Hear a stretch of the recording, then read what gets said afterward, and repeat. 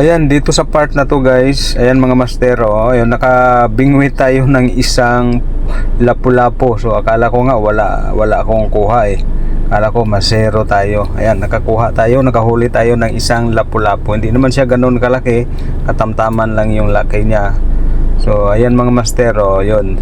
So dito sa part na to medyo mahirap, wala akong dalang lagyanan, kaya itatawid ko pa ito papunta doon sa aking lagyanan na box. Ayan, at saka hirap ng daanan dito kasi puro bato-bato to dito guys. Ayan o mga master, ayan, ito yung huli natin. So andyan si Mrs. andyan sa may gilid, so patulong ako sa kanya ito para ilagay natin sa lagyanan. So tingnan muna natin, ito na siya yung ating nahuli, sariwang sariwa, lapu-lapu.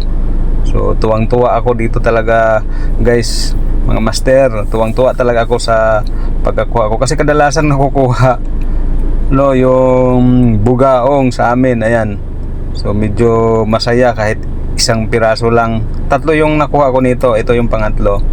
Yan, kahit nag-iisa lang yung lapu-lapu na yan, natuwang-tuwa talaga ako dito. Yan, kita nyo naman, oh, napakaganda tignan ng lapu-lapu. Bali sa lugar na ito mga kapira, sa spot na ito is sa part ng Ternate, doon sa may Kamandag Beach yata ito, kung Ternate, Cavite. Tangkalin natin, ayan halos sa isang kamay ko na rin. Ayan, so tanggalin natin. Aray, napakadulas, tinik, nakakatinik. So apakan natin, gamitan natin itong pliers para pang ipit sa kanyang bibig para matanggal, para iwas tinik na yung ating kamay dyan, para hindi tayo matinik. Tanggalin na natin. Ayan, so napakasaya ko nito guys dahil first time kong nakakuha ng ganitong klaseng isda. Ayan, so ayan po yung ating nakuha.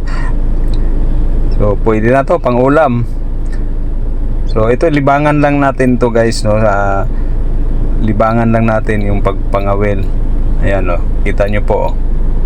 So mga master, sana ay i-subscribe nyo po yung aking YouTube channel.